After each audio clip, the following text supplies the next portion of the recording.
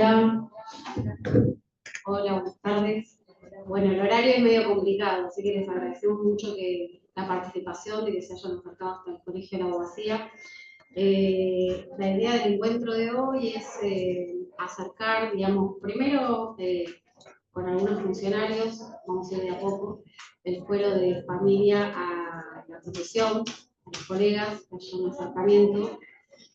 Siempre desde el área académica del TAC se hacen capacitaciones y cursos, pero bueno, estos encuentros van a ser más teórico-prácticos, más prácticos que teóricos.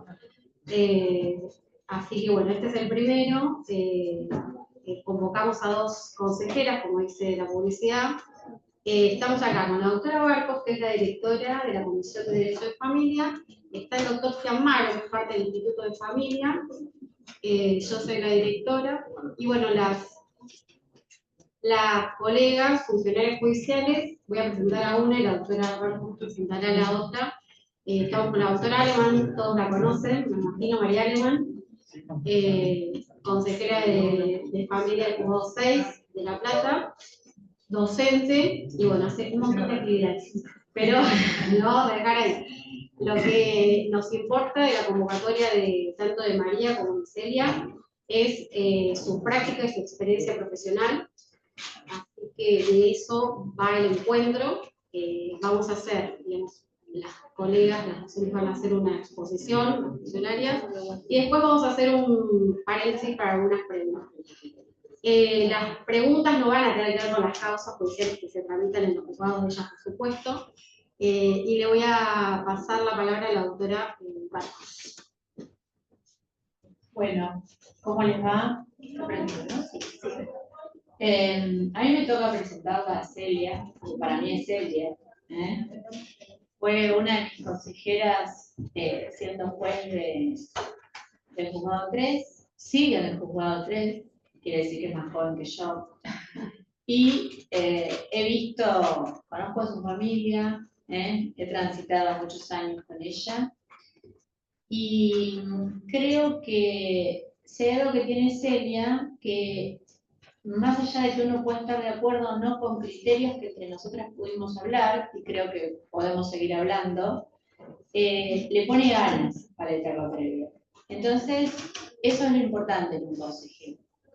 El consejero que intenta conciliar las veces que sea necesario. Yo también empecé como consejero. Y es una tarea hermosa, porque creo que la tenemos que desarrollar todos, tanto los abogados de la matrícula como los funcionarios, obviamente, que lo ocupan, y a su vez también los jueces, porque esa es la inmediatez y la mediación. Así que bienvenida, Celia, una vez más. Creo que va a ser quedar muy bien, lo mismo que María, que la vi mucho más que a Celia, más joven todavía. Nos van a hacer quedar muy bien, ambas, y espero que nos sirva a todos, porque nos tiene que servir a todos, nuevamente. Es un constante aprender. Gracias a todos por estar, y a ellos especialmente por haber venido. Empezamos, María. Bueno, muchas gracias. ¿Se escucha ahí? ¿Bien? Bien. A mí me cuesta un montón estar sentada, pero lo voy a lograr.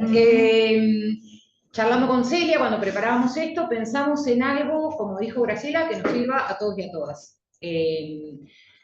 Para quienes ejercen, y veo muchas caras conocidas, por eso digo, en el marco de la etapa previa no trabaja solo la consejera, trabajamos generalmente en conjunto con las letradas, con los letrados, incluso con las partes, y entonces ese trabajo lo vamos construyendo constantemente, y por eso pensamos con Celia en abordar esto de una manera práctica. No solo práctica en lo que podamos contar nosotras de cómo transcurre la etapa previa, sino también en el diálogo entre quienes concurrieron acá. Me faltó agradecer por la invitación y agradecer también estar hoy con Celia a todos los que están en forma virtual. No los saludamos, perdón. No, por eso saludo también a los que están en forma virtual. Y en esto pensábamos cuando Verónica nos trajo los temas que por ahí más convocaban o más constantemente surgían preguntas. Yo, buscando lo práctico, voy a ir con una parte teórica. que es por qué tenemos el fuero de familia y esta etapa previa. Y cuando me puse a pensar, pensaba en la exposición de motivos de aquella ley del año 93, la 11453, que crea el fuero de familia. ¿Para qué? Para pensar por qué en ese momento se crea el fuero de familia y qué es lo que tenemos que pensar hoy, para qué nos puede servir la etapa previa en el marco del fuero de familia. Seguramente no sean los mismos motivos, porque ha corrido mucha agua bajo el puente en lo que son las cuestiones de familia. Recién charlábamos, una de las cuestiones que a nosotras a veces más nos impacta es cómo se ha mediatizado todas las cuestiones de familia. Esto siempre lo charlamos en el marco, con Vero, que somos docentes, con nuestros alumnos y alumnas. En materia de familia, o lo que es derecho de familia, opina todo el mundo. Sea abogado, arquitecto, ingeniero, todo el mundo de una familia, todo el mundo conoce algún conflicto de familia y eso le da derecho lo cual es lógico, a opinar, pero ¿qué nos pasa? Que la gente, a diferencia de cualquier otra rama del derecho, ya cuando se sienta frente a la consejera, tiene una idea, y ya va con esa idea, y torcerlo o torcerla de esa idea es el trabajo que hacemos constantemente. Yo tengo un compañero de trabajo que ya me dijo cuánto tengo que hacer de cuota. Yo tengo me dijo una amiga que los chicos, y vienen con ideas que no surgen de la ley, y que la característica especial que tiene el fuero de familia, por eso dije la exposición de motivos, esta especialidad y esta cuestión de la autocomposición, que lo que prevé la autocomposición es que cada familia, cada grupo familiar, ¿por qué hablamos de la autocomposición? Conoce su familia y los conflictos familiares de una manera muy particular. Por eso son esas partes las que nos tienen que brindar las herramientas para ayudarlos a un acuerdo. Voy a poner un ejemplo con esto de la autocomposición. Hemos tenido, todos los que estamos acá, audiencias en el marco de un derecho de comunicación, en donde a veces nos dicen, no, tiene 12 años y todavía no se queda a dormir en la casa de otros. Ahí lo que yo opino, María Alemán, no me interesa. Y hay gente que dice, tiene un mes mi hijo, pero desde que nació se queda un día en la casa de cada uno. Y tampoco interesa mi opinión personal. O sea, me parece bien o mal que un bebé de un mes o un chico de 12 años se quede o no se quede. Eso las partes ya lo organizaron. Y para las partes no es un tema. Vienen a plantear el tema de alimentos. ¿Sí? Eso es el principio de autocomposición que ya en sus orígenes, en el año, 93 fue el año de la sanción de la ley, sabemos que después tardó unos años el fuero en implementarse.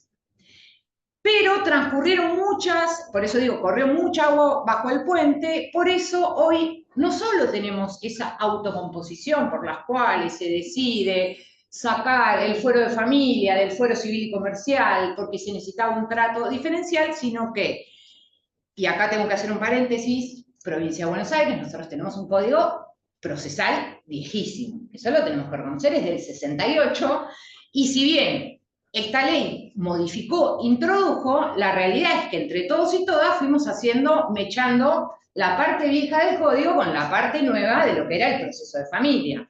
Y ahí hicimos entre todos y todas lo que pudimos. Digo con esto de, porque tal tiene un criterio, tal tiene otro, y sí, se fue mechando el proceso de alimentos viejos con lo que traía lo nuevo de esta ley, que ya del año 93 hasta ahora es viva.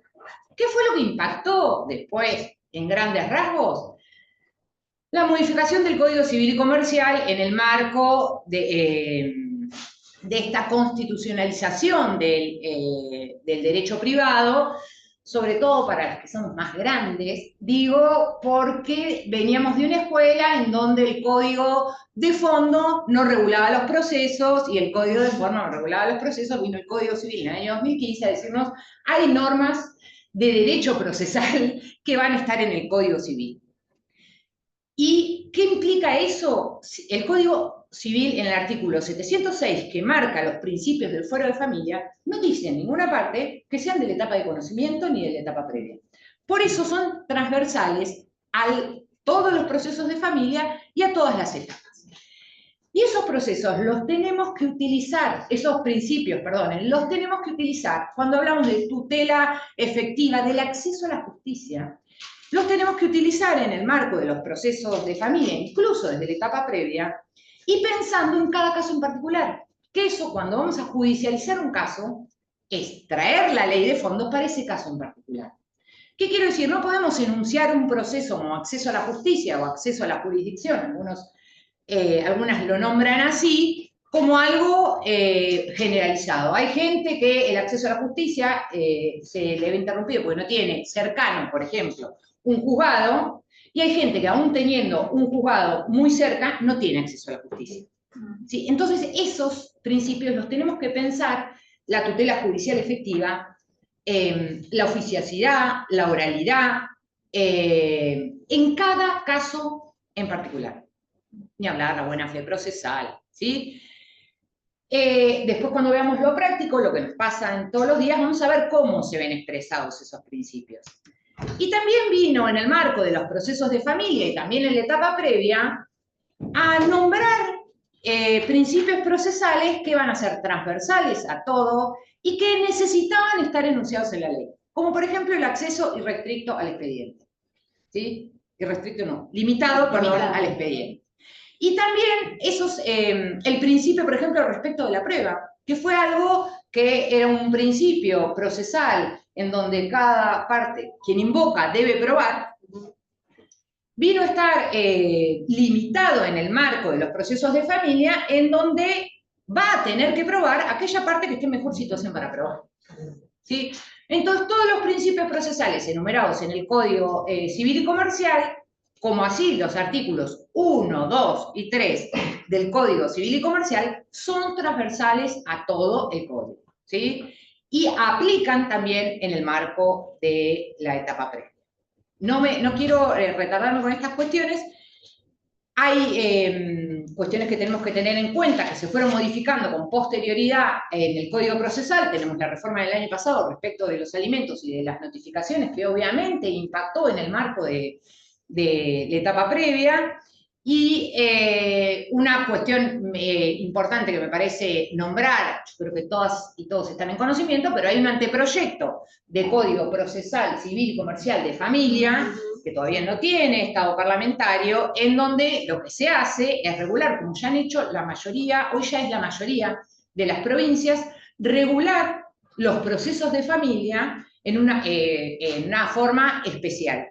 Y ese anteproyecto de código, al igual que el Código Civil y Comercial, tiene enunciado todos los principios procesales que rigen los procesos de familia, separados del civil y comercial, y que son transversales a todos los procesos de familia. Incluye ahí también el lenguaje claro, digo, no solo los principios que nosotros ya traíamos de la inmediatez y la oralidad, sino también los principios que se fueron construyendo doctrinariamente con posterioridad incluso a la reforma del año 2015. Y aplica, al igual que la reforma del año 2015, con esto de la constitucionalización, es decir, aplicar los tratados internacionales de derechos humanos del año 94, de la reforma del 94, también a los principios procesales. ¿Qué implica esto? La perspectiva de niñez, la perspectiva de discapacidad, la perspectiva de género en el marco de todos los procesos. Y tener en cuenta que cuando se trabaja, que esto nos pasa constantemente en los procesos de familia, en donde hay una cuestión que a veces la escuchamos, pero tenemos claro que es la interseccionalidad en el marco de los procesos de familia. Es decir, la interseccionalidad implica que distintos factores sociales aplican a una sola persona y la hacen más vulnerable. Es decir, uno puede tener en cuenta la perspectiva de género de una mujer. Pero a lo mejor, además de ser mujer y aplicar la perspectiva de género, es una persona migrante, ¿sí? Pero además está sola a cargo de 3 hijos, ¿sí? Y además tiene una discapacidad, o no, digo, pongo en una misma... Hay una intersección de muchos factores sociales que vulneran a la misma persona. Entonces ahí es donde hay que tratar cada situación en particular. No está por ahí en la misma situación, digo, una persona que tuvo la posibilidad de capacitarse, de estudiar y tiene un trabajo formal, que una persona que por distintas situaciones no tuvo todas esas oportunidades. Todos esos factores, por eso las perspectivas, hay que tenerlas en cuenta y pueden tenerse en cuenta todas juntas. Lo digo esto porque muchas veces cuando entran si colacionan los intereses de un niño y hay una cuestión que hay que mirarla con perspectiva de género, pareciera que sube una, baja otra, que es lo que la justicia muchas veces ha hecho. Si tengo perspectiva de niñez, no puedo aplicar perspectiva de género. No, todas las perspectivas se pueden aplicar en forma conjunta, ¿sí? Esa es la tarea, saber coadyuvar todas esas perspectivas. En el marco de eso pensábamos contar un poco con Celia cómo es la tarea cotidiana, que por lo que veo acá muchas y muchos las conocen, en el marco de la etapa previa. Bueno, hola, buenas tardes.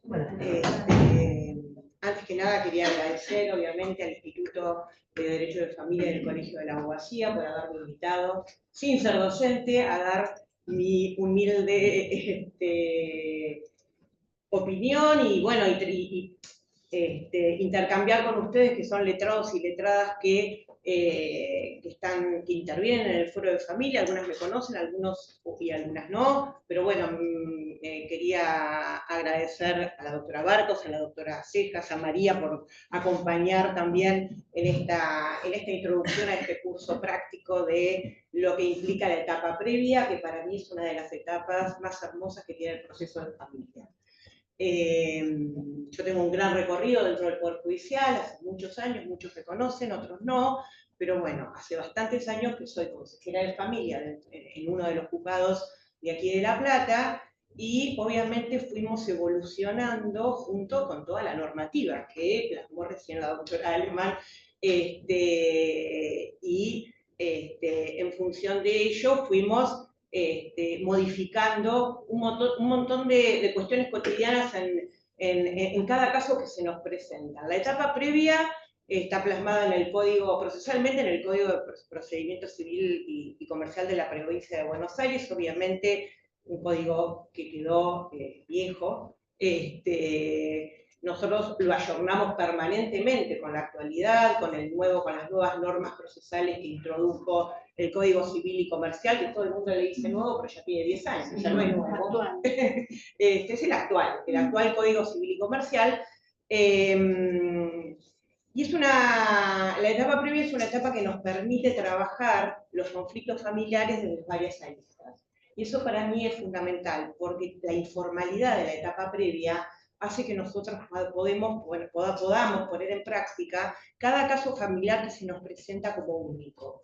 Y eso tiene que ver con la preparación propia, con la preparación que tienen los letrados y las letradas que vienen a introducir las causas que se nos presentan a diario, y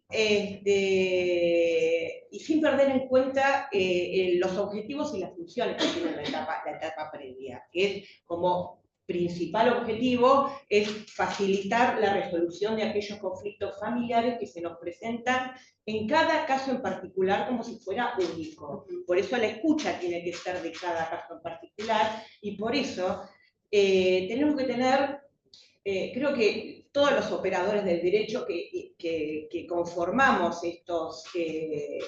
conformamos el foro de familia y que intervenimos como coadyuvantes para lograr esa resolución de conflictos o colaborar con las familias que vienen a resolver esos conflictos, tenemos que escuchar a cada grupo familiar como único. Y allí está lo que decía María cuando hablaba de dejar de lado lo axiológico, lo valorativo, lo que cada uno cree que es bueno o malo, ¿no?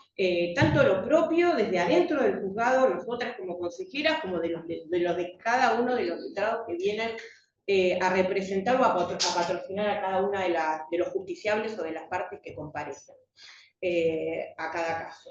La idea es reducir al mínimo la conflictividad, reducir al mínimo la tensión y el grado de confrontación con el que cada parte y cada grupo familiar se presenta. Con cada proceso, ¿no? En cada proceso y con el que nosotros trabajamos con los grupos que trabajamos todos los días. Y para mí hay 3 elementos que son fundamentales, por lo menos que yo tengo en cuenta cada vez que voy a abordar cada caso en particular en la etapa previa. Quizás me vaya salteando algunas cosas, vaya y venga, porque bueno, obviamente, como no soy docente, por ahí tengo como, no tengo un esquema muy exacto acerca de cómo, ustedes me van preguntando cualquier cosa.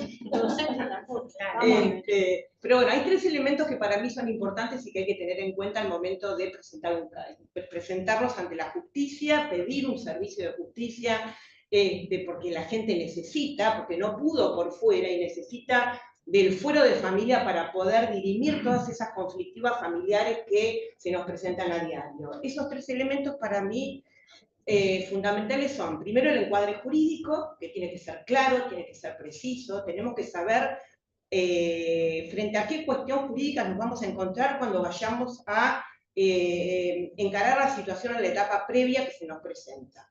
Muchas veces pasa que no es así, que no está tan claro, ¿no? Que quizás, porque la etapa previa tiene esa informalidad que favorece mucho, pero por otro lado, no tenemos que dejar de lado que somos todos abogados y abogadas y que tenemos que ese encuadre jurídico dárselo en el inicio del expediente para que nosotros desde adentro y ustedes desde afuera, los letrados que ejercen la profesión libre, sepan a qué venimos y qué conflicto tenemos que dirimir. Porque muchas veces nos pasa que vienen y pusieron una crucecita o introdujeron la acción y resulta que cuando escuchamos a las partes nos encontramos con que la gente quiere otra cosa, que no tiene nada que ver con lo que se pidió en la acción, en el primer escrito o en el escrito en el nivel inicial. Entonces es importante ser claros en el tema jurídico. La segunda cuestión es la escucha, que tenemos que tener todos los operadores del derecho al momento de trabajar en conjunto, siempre en conjunto, ¿no? Con las letradas, con los letrados, el consejero que está a cargo de la etapa previa en el momento de las convocatorias y las audiencias. Entonces esa escucha, ahora vamos a ver, tiene varias particularidades, porque no es una escucha que podemos tener en otros fueros, ¿no? El fuero de familia tiene que tener una escucha muy específica y muy particular.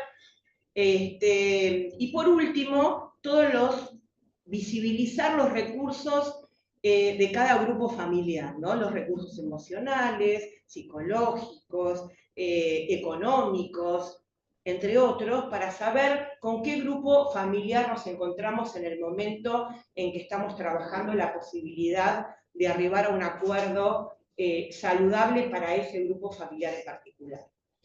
Y allí comienza nuestro trabajo, cuando el juez o la jueza nos da intervención a las consejeras para que nosotras convoquemos a las partes, junto con sus letrados, con la debida asistencia letrada, y comenzamos con nuestro trabajo, que a mí, por otro lado, me encanta. A mí me gusta mucho el trabajo que hago, por eso me sostuve tantos años en la etapa previa y en este cargo de consejera de familia, que me permite una autonomía y una independencia de otras cuestiones, que tienen que ver con los procesos de familia, donde me da la posibilidad de poder participar y trabajar con la multidisciplina, de dar intervención al cuerpo técnico, de saber frente a la escucha con la que nos encontramos todos los días frente a cada grupo familiar, por dónde pasa el conflicto realmente para ese grupo familiar, que quizás algo, como decía María, que es conflictivo para uno, no es conflictivo para ese grupo. Entonces tenemos que visualizar desde un lugar diferente por dónde pasa el conflicto y cómo abordarlo. Hay casos que son muy sencillos y que vienen y lo único que pretenden las partes es ordenarse, ¿no? Entonces vienen y nos plantean que quieren ordenar un poquito los días, los horarios, el cuidado personal, el derecho de comunicación, los alimentos, y con trabajar nosotras solas con los y las letradas y las partes, escuchando sencillamente lo que cada uno quiere y tratando de arribar a un acuerdo saludable fundamentalmente cuando hay niños, niñas y adolescentes, que es fundamental porque son los más vulnerables y es lo que tenemos en cuenta permanentemente, no hay demasiada tensión en los intereses entre unos y otros, entonces podemos en una sola audiencia o en dos resolver la conflictiva y tratar de llegar a un acuerdo que sea beneficioso para todo el grupo familiar. Porque como les digo yo siempre a todos los que vienen a las audiencias, lo que más quisiéramos nosotros es que el día de mañana ese grupo familiar no tenga que volver hasta los 18 años, que es cuando adquiere la mayoría de edad, los niños, los hijos, hijas, niños, niñas o adolescentes que tienen ese grupo familiar y que vuelvan reiteradamente a peticionar cuestiones cada vez que se les modifica algo en la vida, sino que solo puedan, por fuera de tribunales, resolver esas cuestiones. Ese sería el objetivo, ¿no? De máximo, ¿no? Porque tenemos muchas situaciones a las cuales son muy complejas, donde no todos los casos son iguales, algunos son mucho más sencillos, otros son muchos más complejos. Cuando son muy complejos hay que visibilizar y tratar de ver si la intervención del cuerpo técnico es la adecuada, saber si existe esa cosa que yo hablo, que yo digo siempre, ¿no? Porque muchas veces cada uno viene con su discurso, con su postura frente a lo que considera que es justo, ¿no? Y cuando escuchamos a la otra parte nos damos cuenta que lo justo para una parte no es justo para la otra. Entonces ver cómo dentro de un mismo grupo familiar tratar de acordar esas cuestiones y decir, bueno, a ver, en algún momento se pusieron de acuerdo para formar una familia, para tener hijos, para estar juntos.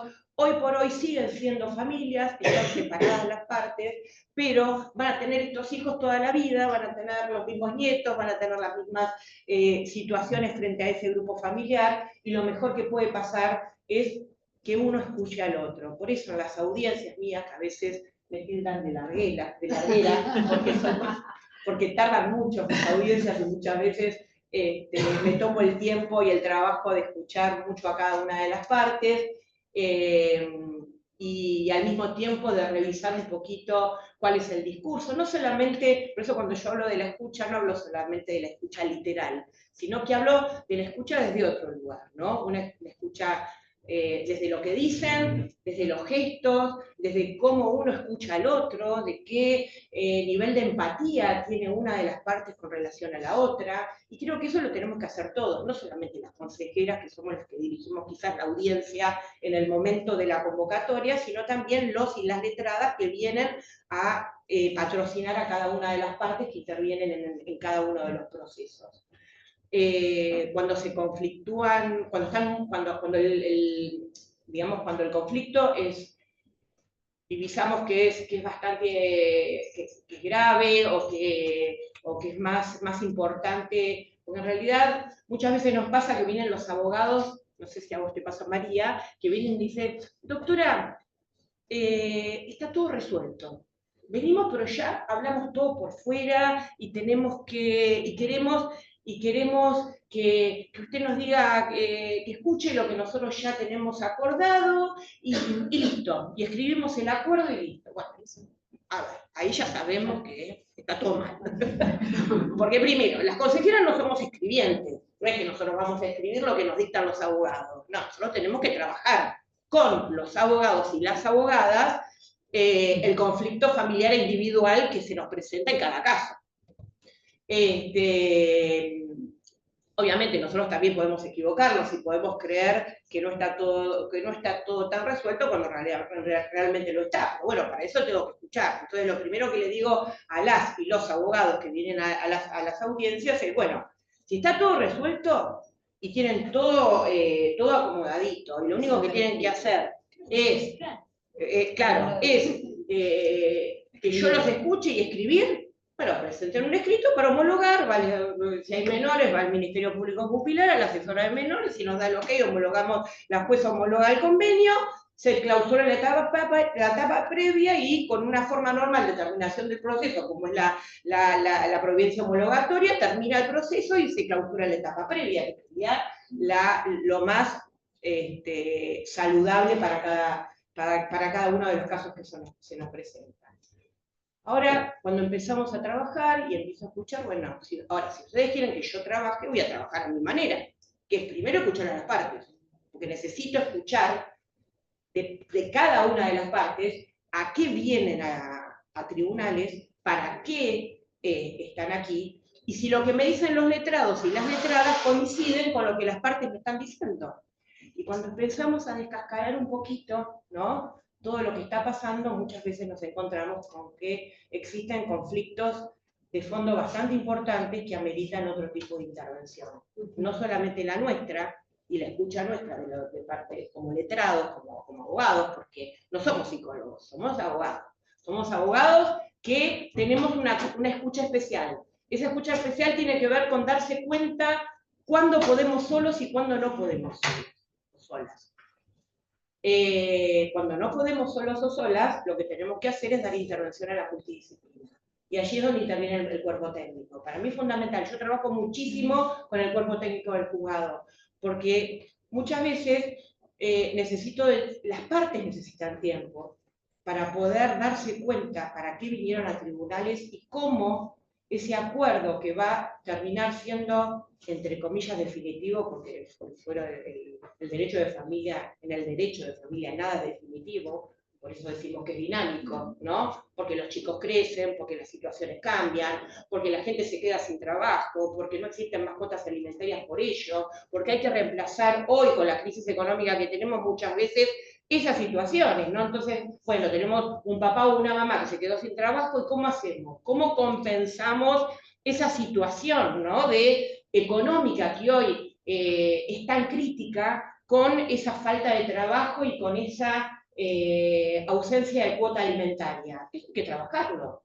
¿no? Quizás con más presencia, habría que ver a qué se dedica cada uno, empezar a buscar la manera, a qué están los chicos acostumbrados, qué es lo que quieren los chicos, qué desean, escuchar a los chicos, a los niños, las niñas y adolescentes. Y quizás esa escucha, que tiene muchas veces la asesoría de menores, no alcanza para poder lograr el objetivo, que es un acuerdo solvente que les permita a cada grupo familiar tener un orden para manejarse en la vida, y que cada vez que se les modifica algo en la vida no tengan que volver a tribunales para poder modificar los acuerdos todo el tiempo. ¿Qué pasa? En muchos casos nos pasa habitualmente esto. Entonces la idea es evitar que esto pase, ¿no? Entonces damos intervención al cuerpo técnico, a los psicólogos, a las psiquiatras, a las trabajadoras sociales, de acuerdo a lo que se necesite, y eso nos ayuda mucho. Tenemos que tener en cuenta que esa intervención del cuerpo técnico no es una intervención, no es la misma intervención que se hace en la etapa de conocimiento. No son pericias lo que hace el cuerpo técnico en el marco de la etapa previa. Lo que hace el cuerpo técnico son informes, diagnósticos y orientaciones a las consejeras y a los letrados y a las partes, para que en conjunto trabajemos la posibilidad de lograr ese objetivo, que es el acuerdo solvente que necesitamos con los tiempos que cada grupo familiar necesita. A veces... Perdón, y además es un límite a saber qué problema es jurídico, que son las herramientas que nosotras tenemos, y que en el marco del fuero de los temas de familia siempre pasa un límite de decir, esto acá no lo voy a poder abordar. Esto en un espacio terapéutico, las partes elijan, a veces incluso el cuerpo técnico dice, tienen que hacer un recorrido terapéutico, pero es poner un límite, porque generalmente en el marco de la etapa previa, que es la primera intervención judicial que tienen las partes, llega un poco como todo mezclado. Y también es cierto que nosotras podemos trabajar un montón, pero lo que es el dolor, los miedos, los rencores, todo eso, no es parte nuestra, digamos, de nuestra rama, de nuestra disciplina. Y eso nos ayuda a que nos pongan un límite, incluso también para todos los que intervenimos, para que esas partes sepan, te podrás ir de acá con un acuerdo muy bueno en el marco de esa pretensión jurídica, pero hay cosas que acá no hay posibilidad ni de resolver, ni de sanar, ni de todo eso. Eso va a seguir estando mientras no lo quieran abordar desde la disciplina correspondiente. Y eso está bueno, que el cuerpo técnico a veces ponga que nos dé a nosotros también ese límite y esa orientación. Tal cual. Es como, no, está bien, me parece bárbaro que intercambiemos entre todos para que cualquier pregunta que quieran hacernos en estos momentos también siempre sirve porque suma a la exposición. Sobre todo porque es más práctico que otra cosa, ¿no? Es para poder colaborar y trabajar en conjunto con las y los letrados, la mejor manera de evitar que se sostengan in eternum los procesos, que se transformen en cuestiones muy confrontativas, el desgaste que trae, ¿no? Para cada grupo familiar entrar en un proceso contencioso, contradictorio, donde no se termina nunca, donde hay prueba, donde los chicos son, los niños, niñas y adolescentes son totalmente expuestos a una cuestión iatrogénica. Cuando hablo de iatrogenia, hablo de reiteradamente traerlos a tribunales para que los escuche el asesor de menores, para que los escuche la jueza, para que los escuche el cuerpo técnico. Es agotador para las partes, es agotador para los niños. Terminamos con un trabajo opuesto al que nos propusimos en un inicio, ¿no? Como que el objetivo que teníamos de que el acuerdo sea saludable termina siendo todo lo contrario. Entonces, eso es lo que queremos evitar en la etapa previa, evitar llegar a ese punto. Y para eso tenemos que, por eso cuando hablamos de las causas en el foro de familia, no hablamos contra, sino con. No es uno contra otro, es con el otro. ¿Por qué es con el otro? Sí. Doctora, buenas tardes. Buenas tardes. Mi nombre es Pablo González. Sí. Me quiero preguntar qué opinión le merece el tema de las mediaciones familiares a cualquiera del panel. Si, como están en Capital, si consideran que podríamos aplicarlo en la provincia de Buenos Aires. No sé. ¿Cómo andás? Tenemos un sistema distinto en Capital en la mayoría de las provincias, porque nosotros esta etapa previa, que por ahí hoy no lo dijimos, como pedimos por sentado muchas cuestiones. ¿Podés repetir? Porque no Sí. se ha escuchado la pregunta. ¿Qué opinión teníamos de la mediación judicial? A diferencia de la mediación, la etapa previa es judicial, es decir, es parte del proceso judicial. Y hay una gran diferencia de lo que es la conciliación que se hace en el marco de la etapa previa de los límites que tiene la mediación. La persona que va a mediar tiene límites que no están en el marco de la etapa previa, donde tiene mayores facultades el consejero o la consejera para abordar esa situación. Creo que, Pablo, lo que vos preguntás son como opiniones personales. Yo ahí no me quiero meter en opiniones personales, pero siempre a mí me parece bueno, y en el marco del derecho de familia a veces nos ayuda un montón, ver cuáles son las estadísticas, ¿sí? Porque eso es lo que a veces nos ayuda a nosotras, por ejemplo, en el marco de la etapa previa, a ver ¿por qué sigue aún hoy en el anteproyecto de Código Procesal Civil, Comercial y de Familia la etapa previa. Bueno, por la cantidad de casos que se concilian en el marco de la etapa previa, y viendo las estadísticas, el margen de los que no se concilian tiene en cuenta las causas en donde no compareció, que es una de las cuestiones por las cuales se cierra la etapa más habitualmente, y es muy bajo el porcentaje de las causas que no se concilian. Lo mismo no pasa en mediación, por ejemplo, en Cava o en algunas provincias que tienen la mediación. Lo que chocaba en el marco de la provincia de Buenos Aires, por eso lo digo, es, teniendo etapa previa, el tema de la mediación. ¿Por qué? Porque todo implica tiempo para las partes, en el marco de lo que son las cuestiones de familia. Si yo tengo que recorrer primero una mediación, después una etapa previa, y no logro acuerdo, también después tengo que recorrer el proceso, en la etapa de conocimiento. Yo, en lo que es la opinión personal, Sí, si vos la totalmente de acuerdo. pero esa es la ventaja que se vio luego de crearse el foro de familia en la provincia, que esté dentro del proceso judicial. Claro. Yo estoy totalmente de acuerdo con María con lo que dijo recién. Agrego solamente que la autocomposición que plantean los mediadores, muchas veces por las técnicas que utilizan, no digo que ni que sean, son diferentes, son trabajos totalmente diferentes. Las consejeras dentro del proceso de familia tenemos una mayor cantidad de herramientas para poder abordar la situación. En una mediación no hay cuerpo técnico, en una mediación, primero que son mucho más cortas las audiencias, porque lo que hacen los mediadores en términos generales es intentar que las partes se autocompongan solas sin la intervención activa del mediador, ¿no? Entonces, allí las técnicas son totalmente diferentes. Creo que agotar tanto a las partes para que tengan primero una mediación y después una etapa previa, y si no hay acuerdo, después una etapa de conocimiento, también instancias conciliatorias en una etapa de conocimiento, es no visualizar que el desgaste que implica para cada grupo familiar tener que atravesar, sobre todo para los niños, niñas y adolescentes, tener que Y le atravesar sumo por todo. y los costos. Y los Porque costos ahí tenemos que económicos. decir todo. También implican costos. Sí, lo sumo por eso.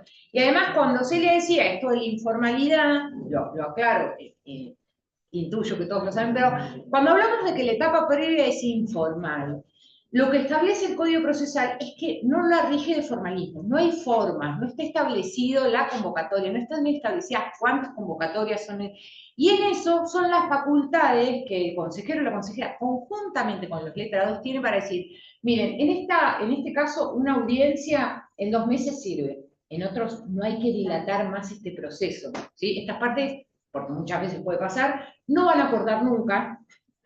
Por ende, lo mejor es, digo, y en eso que no haya forma, que no esté establecido, hay que convocarlo 2 veces. Es lo que ayuda a que se pueda amoldar esa etapa previa para ese caso en particular. ¿Sí? Claro. Que no haya formas, que no me obligue el proceso a decir yo tengo que sentar a los 2 juntos con sus letrados, que no me obligue a decir cómo tengo que trabajar. Eso es que no haya lo informal que hablamos de la etapa previa. Tenemos un minutito, que tenemos 2 preguntitas que tienen que ver con esto de las formas. En el chat hay 99 personas conectadas, entonces ahí hay unas preguntitas, ya las dejamos. Dice, bueno, primero las felicitan por la exposición. Quisieran saber si la forma telemática o presencial, no, es una opinión también, que les resulta mejor a ustedes, y cómo son en La Plata, porque hay gente de distintos lugares conectada. Y son presenciales telemáticas en la etapa previa, si me están hablando. Bueno, como es informal, cada juzgado, incluso dentro de cada juzgado, cada consejero o consejera puede buscar la forma. Y acá vamos haciendo, yo creo que, aunque hoy creo que en La Plata la mayoría son telemáticas, tenemos los 2 lados de la biblioteca y ustedes lo saben. Hay letrados que vienen y piden, yo por ejemplo la fijo de entrada telemática, vienen, me piden que cambie la modalidad, nosotros vamos todos los días al juzgado, así que se cambia la modalidad y es presencial. Y a la inversa nos pasa lo mismo, fijarlas presencial y que muchos letrados que se encuentran lejos, a que las partes se le hace complicado, incluso vienen en tren, que se la fijen presencial, ni hablar quienes actúan con defensorías, en donde las defensorías a veces tienen cada media hora audiencia y nos piden por favor que sea telemática. Digo, en eso nos hemos ido acomodando. Yo nunca me hubiese imaginado allá en el 2011 que iba a haber una audiencia virtual y uno ahora dice la audiencia virtual también puedo trabajar. Y a veces es el acceso, cumplir el acceso a la justicia de las partes. Porque a veces uno fija una audiencia 8:30 y están en Cañuelas. Y me acuerdo lo que nos pasaba cuando era todo presencial, que el abogado mismo te decía, no va a llegar 8:30. Porque viene en tren, después del tren, la combi, digo todo lo que me voy acordando. Y entonces eso nos vamos como creo... O el dinero para llegar a La Plata. Además, hoy con un teléfono celular... aplican, claro, la plataforma Microsoft Teams que nos provee la Corte y tenemos la posibilidad de tomar muchas más audiencias de las que tomábamos antes por facilitar, o sea, esta modalidad vino para quedar instalada y tener un mix de audiencias telemáticas y presenciales, y además también depende de la problemática que se plantea. A veces es necesaria la presencialidad. El cuerpo técnico siempre es presencial.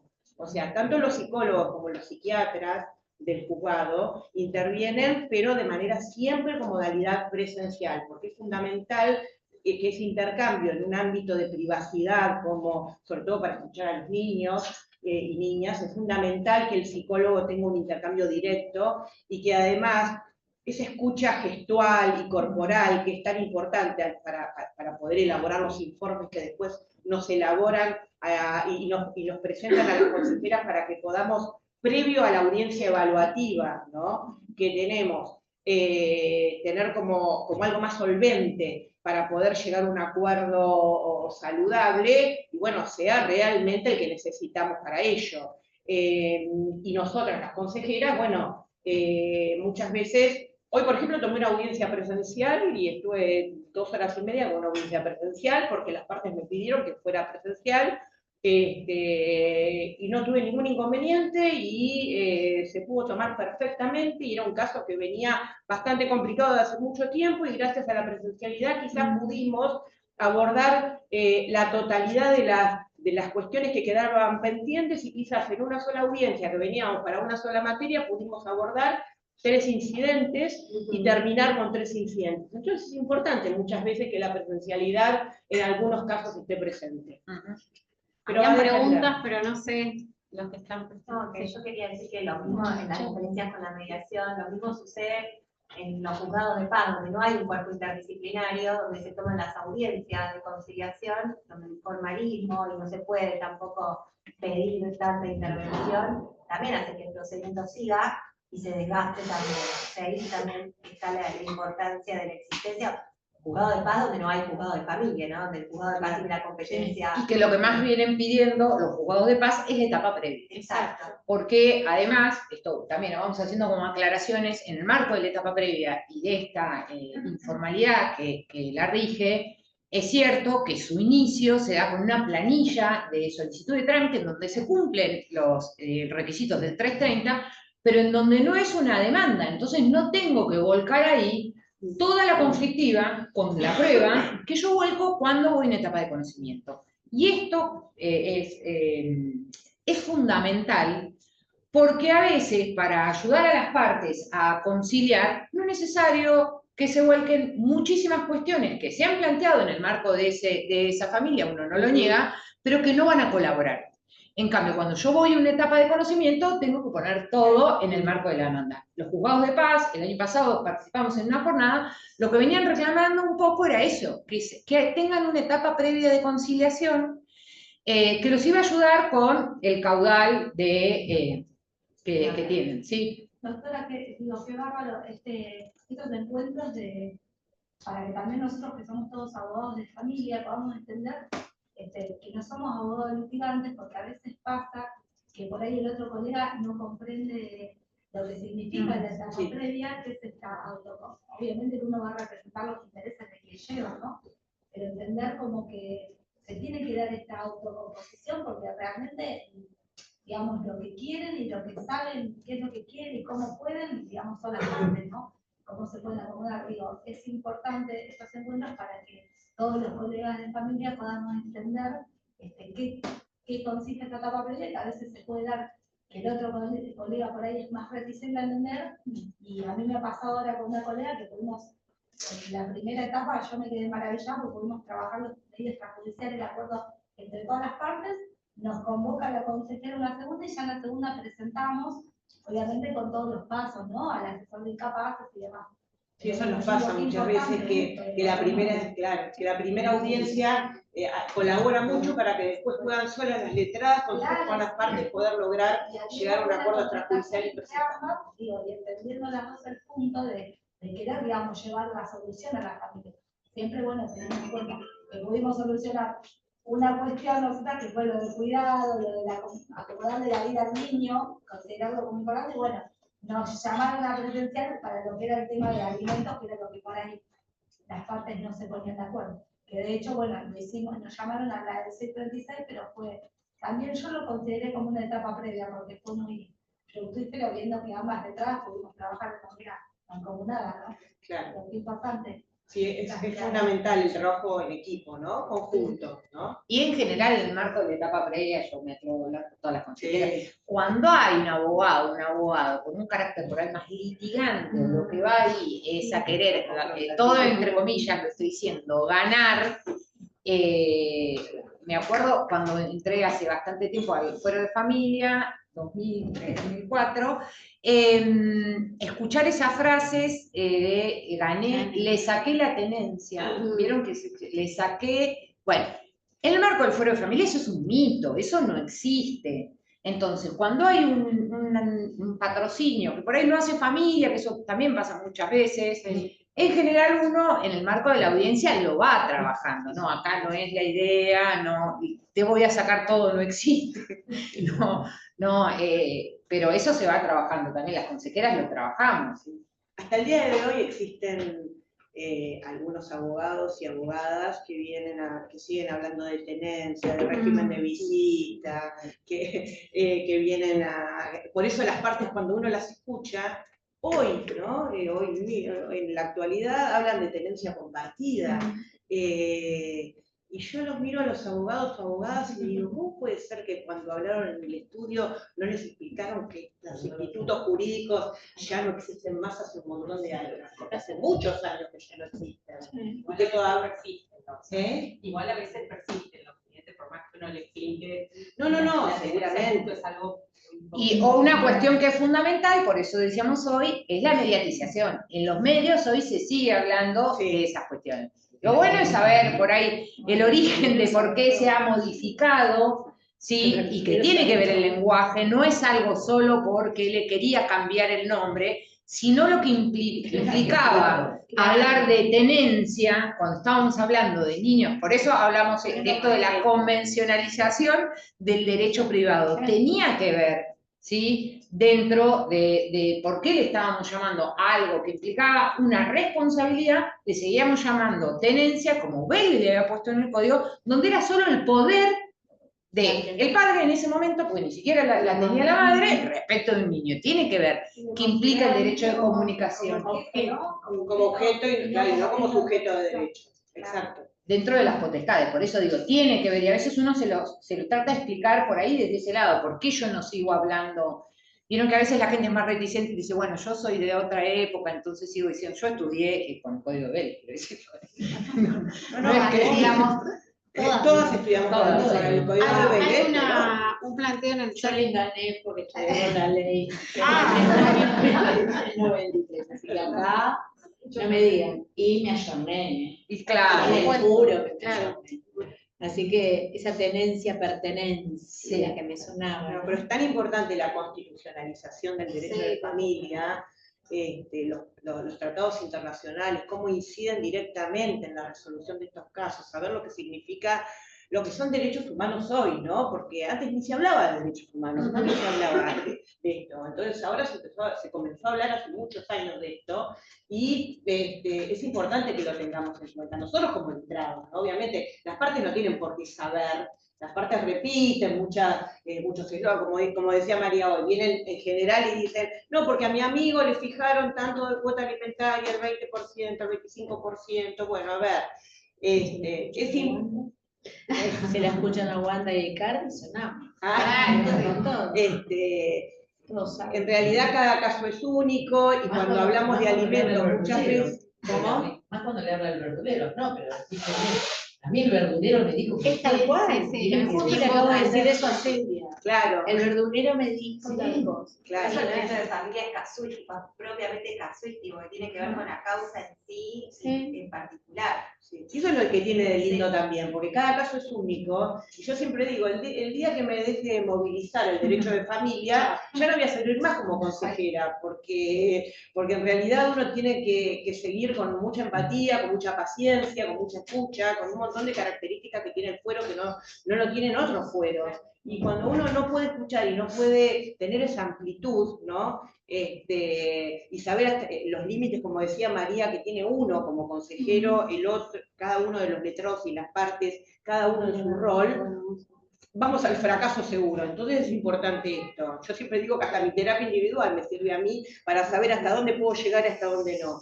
Hay un planteo, bueno, doctores de Saladillo, ¿no? Sí.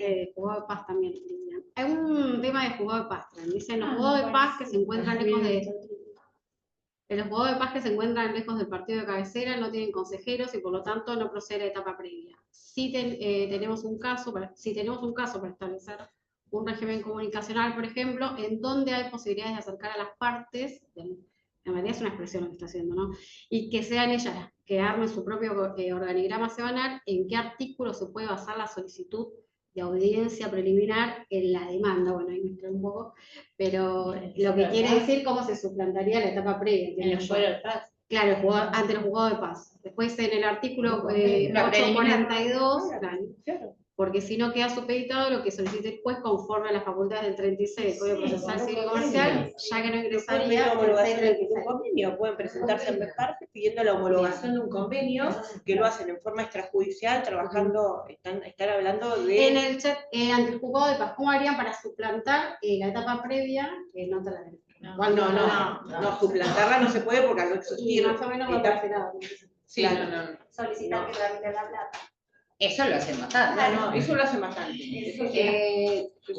Eso que No sé a yo qué lo juzgado que se refiere. sí, cuando hablaba de un régimen de comunicación dice que sean ellas las partes que armen su organigrama. El derecho de comunicación es una cuestión básica en donde la autocomposición, porque si no, la pifiaríamos siempre, Sí, digo. bien. Digo, tenemos toda la variedad de, por eso también la escucha es importante, de organizaciones familiares de las que nunca nos hubiésemos imaginado existen, y en eso si no tenemos la escucha de las partes, no, más allá, digo, cómo se organiza esa familia,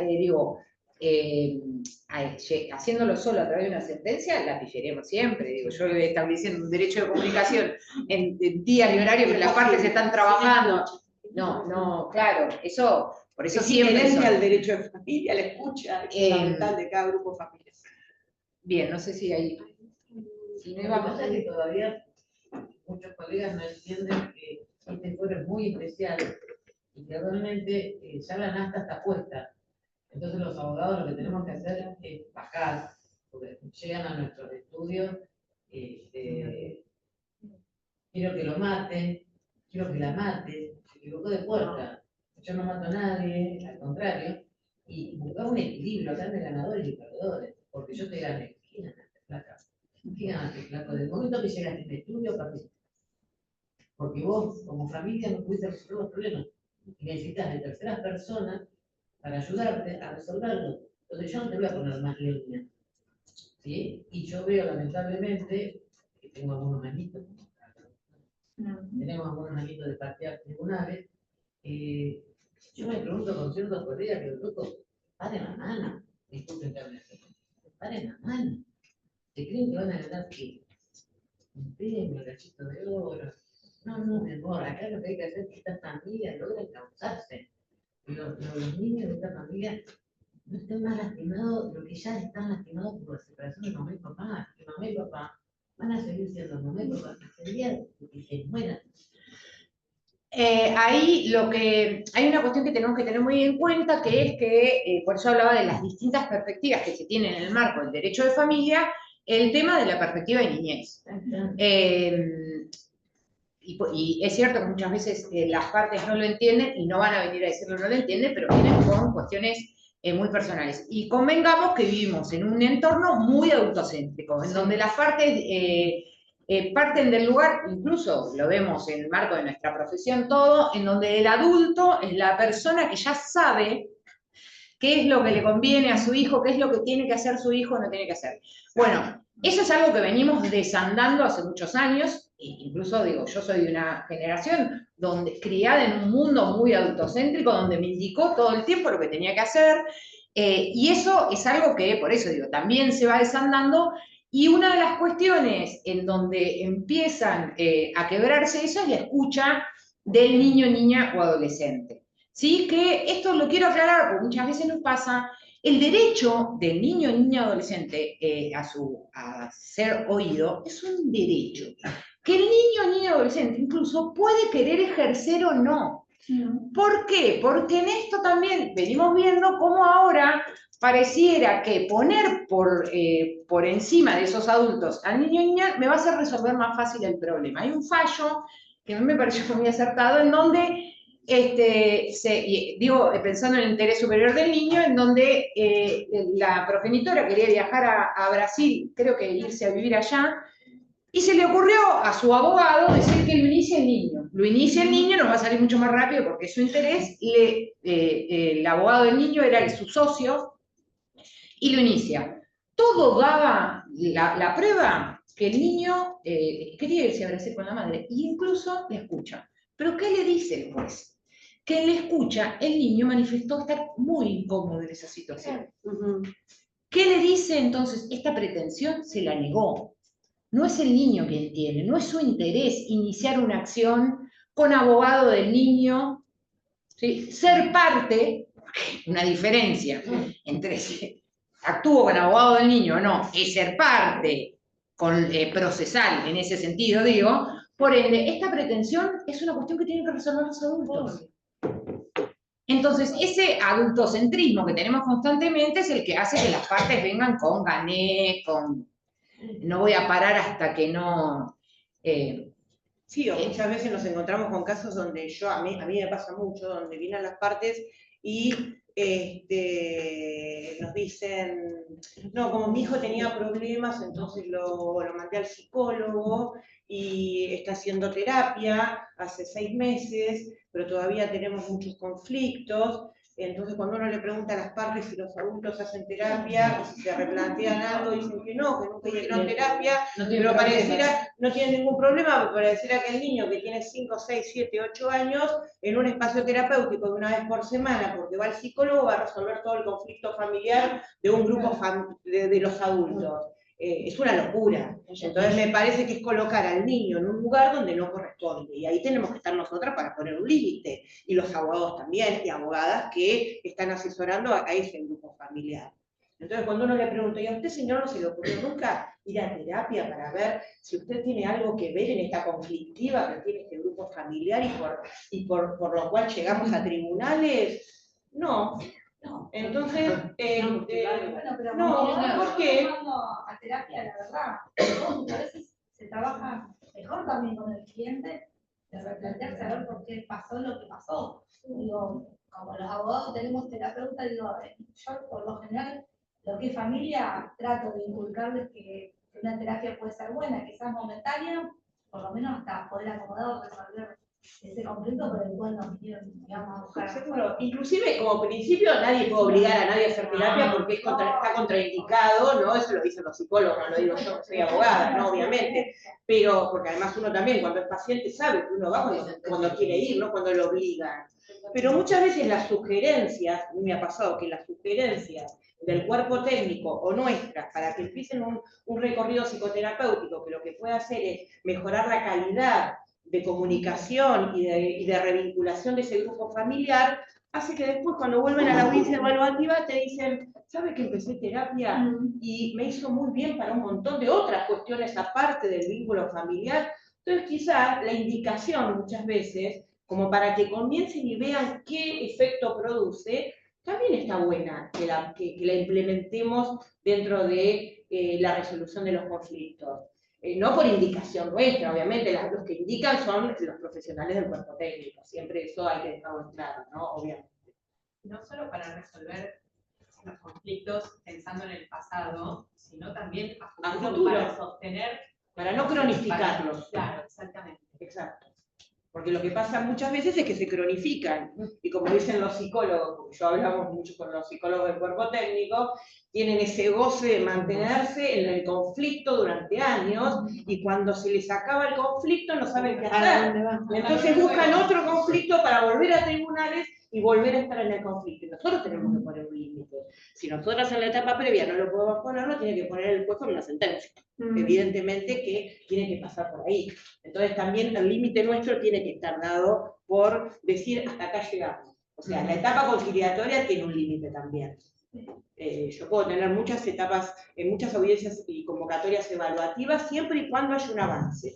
Cuando yo veo que me estanco, que no hay un avance y que puedo llegar hasta allí, allí es el momento de cerrar con un acuerdo o provisorio definitivo, clausurar la etapa previa y que sigan o con el provisorio o con el definitivo o ya en una etapa de conocimiento para que haya una resolución judicial y que la ley sirva como límite, porque a veces no es posible lograr acuerdos saludables. Y a veces también por ahí, digo yo, que los acuerdos que son, por ejemplo, a veces pasa y lo homologan un acuerdo, el otro día me pasó con una clienta que dice, no, porque el acuerdo, claro, la nena tuvo paro, tenía que ir a la mamá a las 5, el papá la devolvió porque tuvo paro, esas cuestiones que empiezan a seguir problematizando ellos, digamos, en la misma cuestión, Cuando en realidad yo digo, los acuerdos son como un piso, poder explicar esa cuestión, porque, digamos, no es una cosa rajatabla, porque los chicos tienen actividades, van cambiando, van creciendo, diferentes necesidades. Sí, es como decimos siempre, nosotros en un acta no podemos escribir la vida de las personas ni de una Y a familia. veces, bueno, Es también los ordenador. progenitores,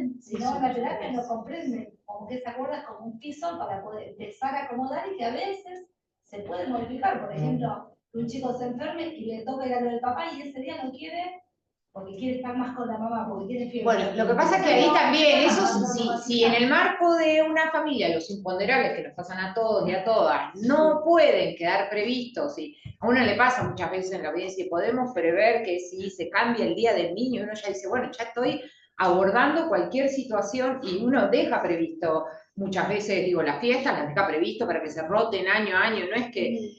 Bueno, ahí es que esas partes tienen que trabajar otras cuestiones porque cualquier ser humano tiene imprevistos, pero quien además está a cargo de niños, niñas y adolescentes sabe que los imprevistos surgen mucho más de lo que uno quisiera. Digo, no solo que haya paro, la enfermedad o todo eso. Ahora, uno lo que espere, yo eso se los digo muchas veces, porque también que se den cuenta que estamos trabajando entre todos, que uno también espera de ellos. Uno lo que espera es que ustedes, esos imprevistos, no estén en un acta. No sé cuán sano es que esté previsto en un acta todas las circunstancias. Porque hay cuestiones que ustedes, como adultos responsables, se tienen que hacer cargo. ¿Sí? Y eso es lo que esperamos. Yo siempre les digo, sus letrados y nosotros de acá lo que estamos esperando es que ustedes hacemos todos los esfuerzos, pero que ustedes puedan abarcar otra situación. Que no sea un bastón de por vida la justicia para una situación porque no nos hablamos, que es una situación que pasa mucho. No tenemos diálogo. Yo puedo trabajar esa cuestión, pero ustedes tienen que, como responsables de un dinero, lo van a tener que recuperar. No me interesa cómo... No voy a hacer un acta para 2 personas de acá a 10 años que sea mayor de edad porque no tienen diálogo. Esas cuestiones las tendrán que trabajar en otro espacio. Por eso digo que el trabajo en la etapa previa, es constante de ver todas las situaciones. No es una solución a todos los problemas de la vida, que también me ha pasado con muchos letrados que me dicen, no, contale todo a la consejera que ella resuelve todo. No, me ha pasado. Sí.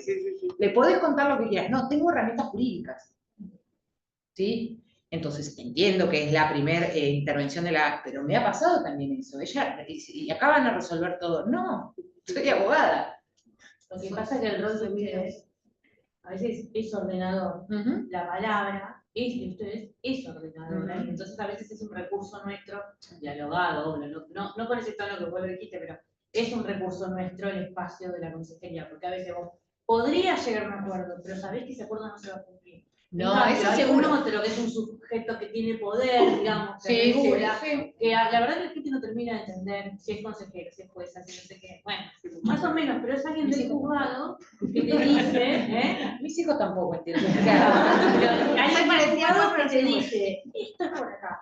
Y después otra cosa que a mí me parece re interesante, esto lo digo yo, es una opinión personal mía, a mí se me dificultan mucho las audiencias telemáticas cuando son cuestiones, no cuestiones económicas, cuando son cuestiones, qué sé yo, la presencialidad te permite hasta una presencia de los cuerpos diferentes, una circulación por el juzgado, hay ruidos, hay una institucionalidad que atraviesa los acuerdos para mí de otra manera, y vos podés leer, porque nosotros como letrados también leemos a la otra parte. Vos lees al colega, lees la postura corporal de la otra parte, y a veces te das cuenta que tu cliente no te dijo todo. Entonces, el cuadradito es diferente. Bueno, ahí yo lo que digo es que lo pidan. En primer lugar, pensando en las partes. Las partes pueden concurrir en forma personal, que lo tienen que pedir. Respecto a esa investidura, sí la entiendo, eso de qué implica. Por otro lado, digo, porque vos también me conocés, ¿sabes lo que pienso? Esto es un servicio público, que lo que tiene que entender la gente es que ayudamos a... Y yo a veces lo que digo es que siempre me hace un clic, uno no tiene problema en ponerlo en el acta, pero cuando van sumando cuestiones que tienen que ver más con lo doméstico y que venga con la ropa limpia, yo lo pongo en el acta. Ahora digo, y lo he hecho, digo, las que estamos acá las sabemos. Ahora, algo está fallando que con estas partes hay que seguir trabajando. Porque si no se pueden poner de acuerdo en que cuando vuelve o cuando va o todo lleve no es que uno trabaja todos los días y no estoy con esta audiencia, voy a estar con otra. No es que, ay, quiero cortar porque... No, pero cuando hay que trabajar esas cosas, es bueno, acá algo van a tener que trabajar, porque si yo tengo que estar determinando si el niño o niña está bañado o no bañado cuando lo reintegran, y Además, las personas algo van que- pidiendo después cada vez más, porque nosotros, los abogados de la matrícula, o sea, te piden eso, después te van pidiendo aún más y más. Y llega un mundo que uno no puede. no, ni yo siquiera sé lo que es considerar para poner ustedes, eso que después a es esos un niños. llamado de, Sí, todo el viernes. lo trajo el viernes a las 10, no estaba bañado. Yo además ahí no puedo dejar de pensar siempre en ese niño, niña o adolescente, que generalmente también se lo dicen, ¿no? Porque no te digo, lo que implica Sí, volcar en el- para ese niño o niña que tiene muchas menos herramientas que una persona adulta, sí. Sí, eso quería decir yo, qué importante que es explicar y ponerse un poco más duro con los padres de que acá lo que se protege es a los niños y lo que importa son los niños y no esta cosa de el padre me lo trajo con la ropa sucia, la madre me dijo que tenía un cumpleaños y llegó más tarde, es como esa guerra constante de no cumplió el acuerdo o lo que se había establecido. Entonces es como que el niño termina todo el tiempo con una manipulación que es súper dañina.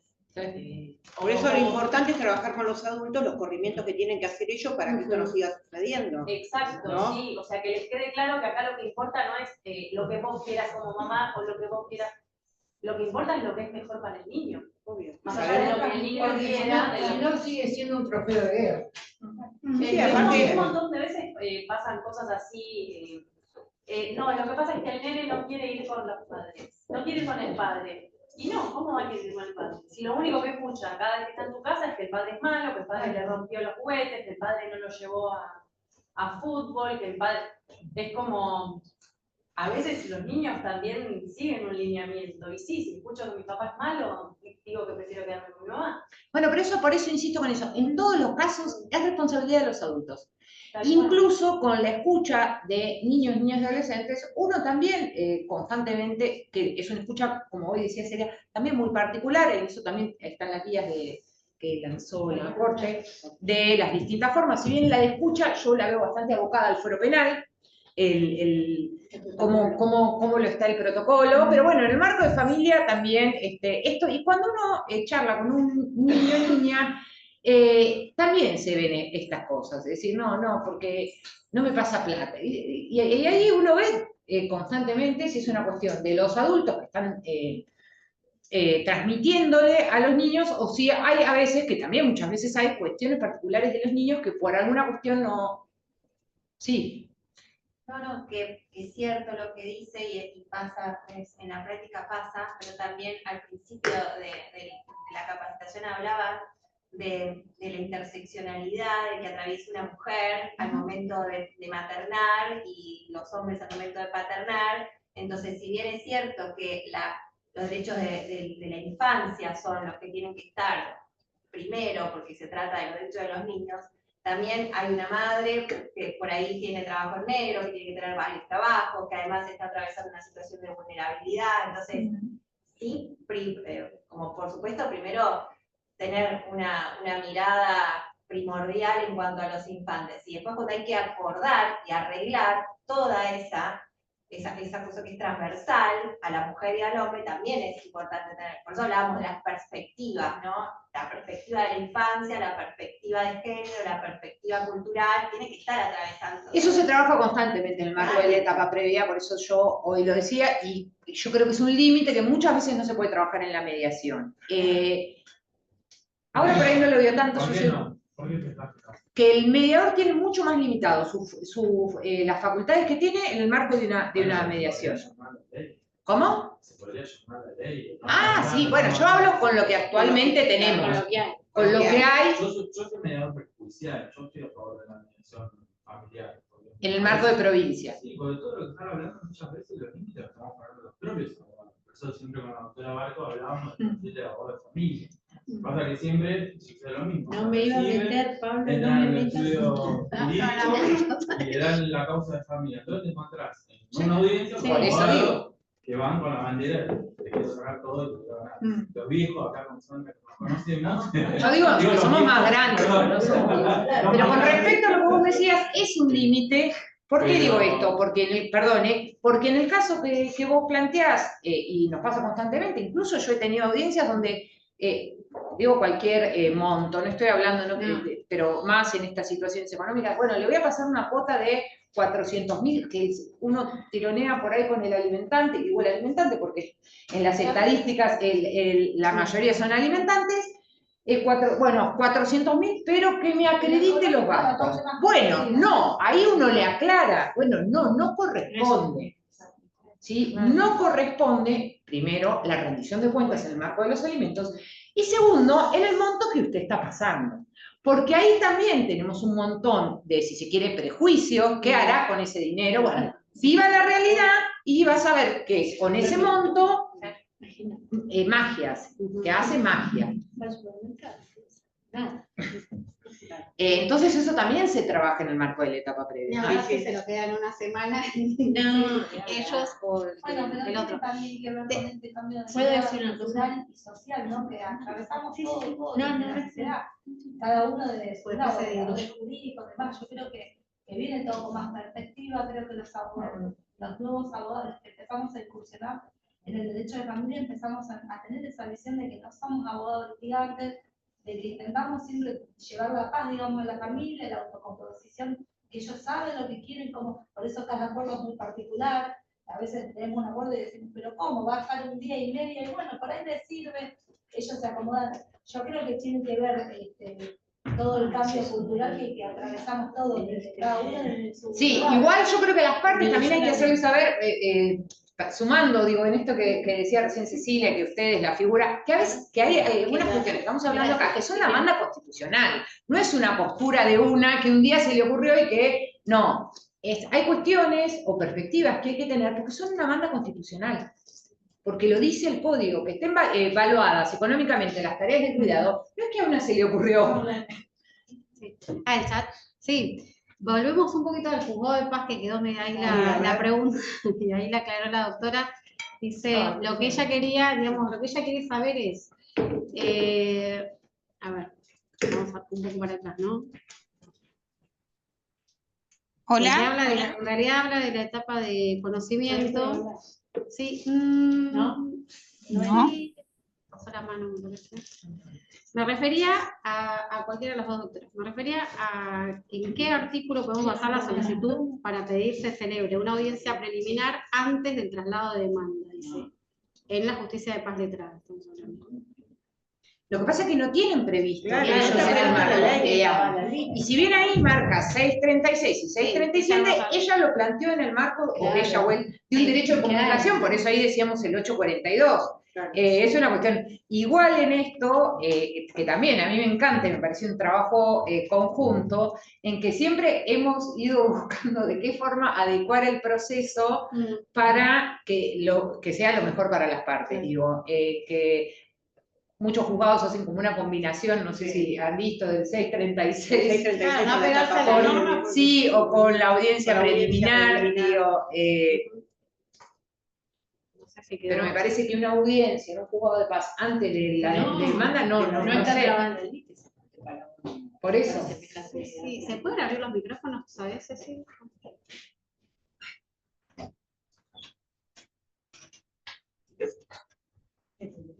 Sí. Si querés yo la leo. Respecto a la rendición de cuentas, tengo una consulta, un cliente pasa 1.600.000 por 2 hijos y la mamá no quiere acceder al 50% de una ortodoncia porque para ella es algo innecesario por ser estético y dice no contar con ese 50%. ¿Cómo podría plantearse judicialmente eso? Bueno, yo lo que digo es, lo que estoy diciendo yo, es que es un criterio de tanto jurisprudencial como de la doctrina que en el marco de alimentos no existe la rendición de cuentas. No hay obligación de rendición de cuentas. Y solo en los casos que se ha permitido fueron judicializados cuando el monto era tal que en uno de los fallos se dice que pareciera un adelanto de herencia. Eso es lo que yo decía, que el monto era tal que se había fijado como cuota que cuando pide la rendición de cuentas le hacen lugar por la inversión que tenía que hacer de esos montos en función del interés, ¿se entiende?, del niño o niña. Pero en general no hay rendición de cuentas. Y después, a mí me cuesta mucho, lo digo en lo personal, hablar de valores. Porque acá habla de una cuota de 1.600.000, que habrá quien le pueda parecer una cuota muy alta y habrá quien dice, yo con eso pago el colegio. En familia constantemente estamos, porque si hay algo que es real es que para divorciarse o para homologar un acuerdo, todas las clases sociales tienen que recurrir al fuero de familia. No se los homologa un escribano, van al fuero de familia. Entonces, constantemente estamos hablando, nosotras tenemos audiencias de cuotas de 200.000 pesos, cuotas de 3 millones, entonces yo ponerme a merituar ¿cuánto es 1.600.000? Si no sé la capacidad económica de las partes, digo, cuando hay colegios que salen eso mensualmente, es complejo. No sé si se entiende. Perfecto. Porque en realidad estaría jugando, la madre no quiere, y bueno, no sé cuál es la realidad de esa madre. También habría que ver qué pasó con los gastos extraordinarios. Claro. Obviamente en términos que son legales, son 50 y 50, entonces una ortodoncia, por ejemplo, que fue el caso que plantea el letrado o la letrada, allí habría que compartir los gastos porque lo consideramos un gasto extraordinario porque desestabiliza la ortodoxia, el presupuesto de muchos hogares, por más que la cuota alimentaria sea alta como quería expresar ¿no? la letrada. Pero cada grupo familiar es alto o bajo de acuerdo a las posibilidades económicas de cada grupo familiar.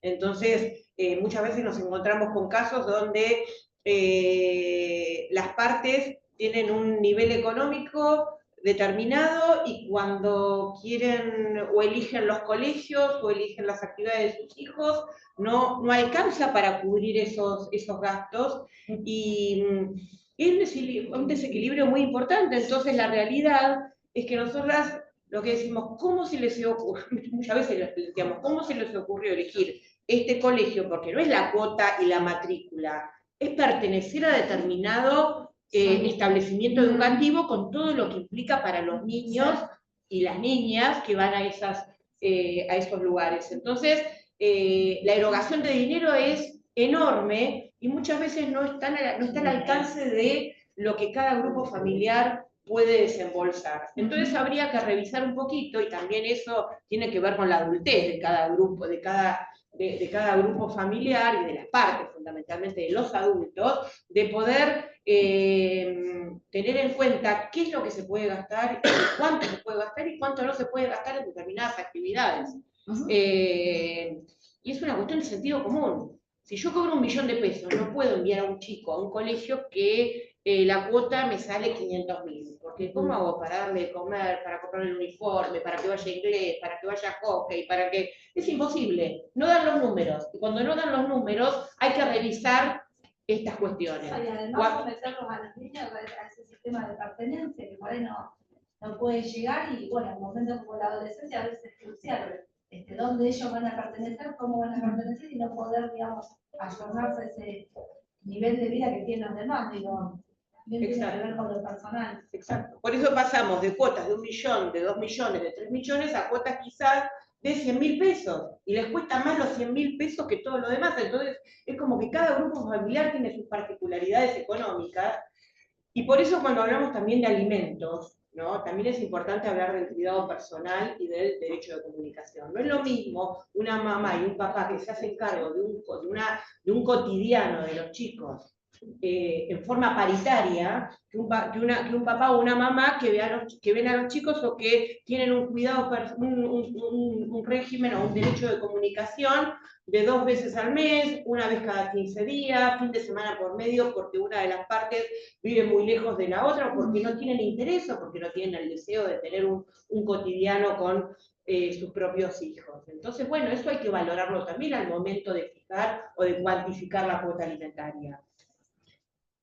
Hay una pregunta un minutito antes que la reiteraron en varias oportunidades, si necesitan alguna capacitación para ser consejeros de familia, les pregunto.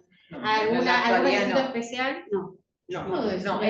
Sí, por supuesto. Voy a meterlo. Porque con respecto a esto, pues las chicas no lo van a decir. Pero yo sí lo puedo decir porque ya estoy implicada, pues no tengo ningún problema. Y voy a sumar lo que dijo el doctor González, porque yo sabía que en algún momento me iba a meter, y ahora vengo, que las chicas me lo van a decir. Pero el derecho de familia y los abogados de familia tienen que tener corazón en el derecho de familia. Porque ¿cuál es el problema acá? Total, nadie me va a venir a decir nada. ¿Cuál es el tema que dicen las chicas?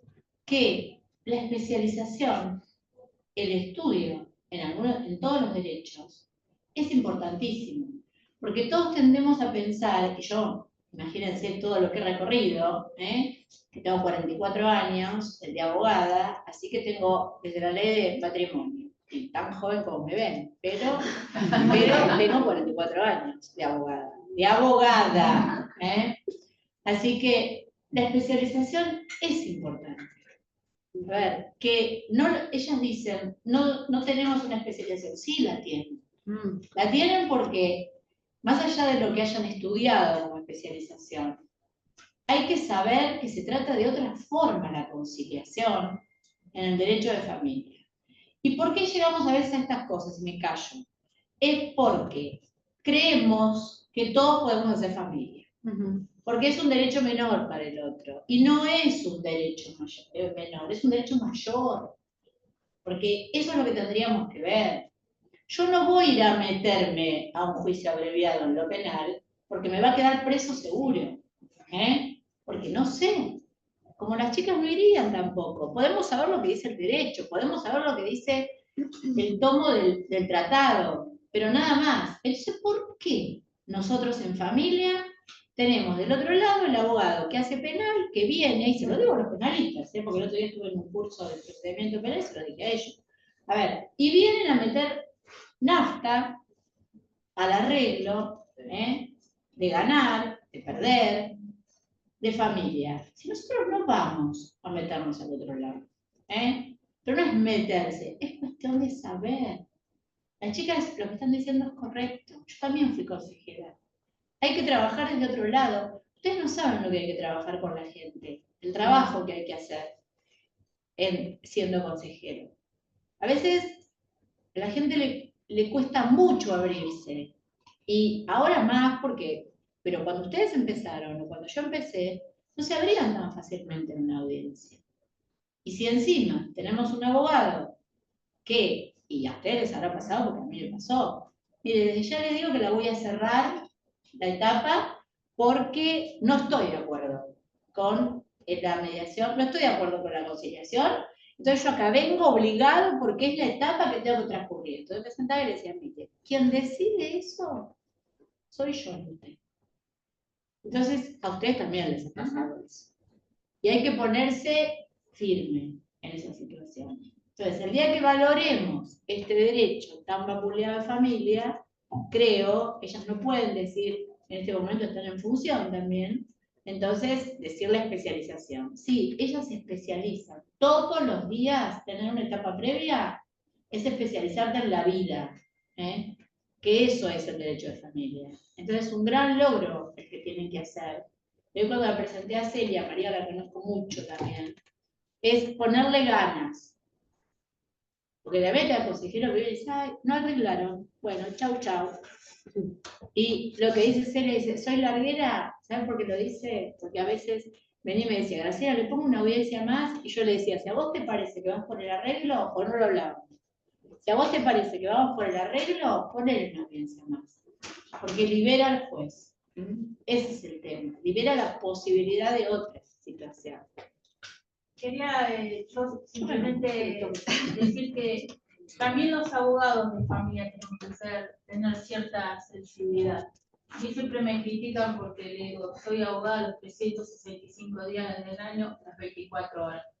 A mí me pueden llamar un domingo a las 12 de la noche por algún tema para bajar decibeles, para tratar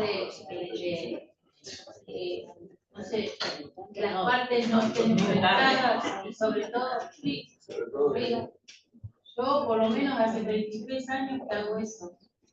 Los que más me duelen, que siempre le he dicho y la doctora Marco lo sabe, son los niños, a los cuales siempre le digo a los padres, llévenlos primero cuando empiezan todo este proceso, llévenlos a terapia para que en este proceso no sea tan invasivo para ellos.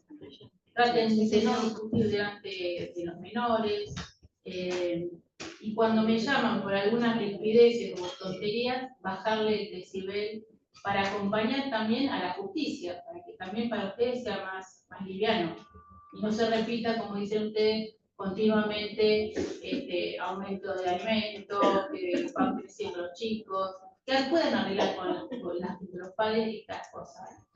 Es importante aprender a poner algunos límites porque uno también se tiene que preservar para poder trabajar como corresponde. Muchas veces uno cree que dedicándoles 24/7, como dicen los chicos, claro que a uno le puede gustar, pero después tiene sus costos también. Entonces es importante que el trabajo sea colectivo. Hace un montón, perdona. Perdón que vuelva. No, está bien. Con el tema de la... Es para que se escuchen lo que nos están con el tema de la rendición de cuentas, entiendo perfectamente que no procede, pero estoy encontrando alguna dificultad últimamente por situaciones económicas que todos sabemos y por el sentido común que mencionaba recién la doctora suele ser el menos común de los sentidos. Ante la lógica que, digamos, la unidad económica que antes sustentaba una casa empieza a sustentar dos, en estos tiempos hay personas a las que les cuesta entender que hay que hacer un ajuste frente a esa situación y pregunto si no meterse con algunos, no para rendir cuentas, pero sí para analizar y evaluar algunos gastos, no es un poco llevar tal vez la cuestión a no conseguir un acuerdo y prolongar el conflicto o generar incluso cosas que son muy difíciles de cumplir con las consecuentes... Cuando decís generar cosas muy difíciles de cumplir, eso no lo entendí. Acuerdos. A ver, te pongo ejemplos que he tenido. Esto que vos decías, cuotas de 400.000 pesos cuando una persona tiene un ingreso de 1 millón y tiene que alquilar. Sí. No lo va a poder afrontar. Sí. O sea, entiendo esa situación. Entonces, ¿qué se genera?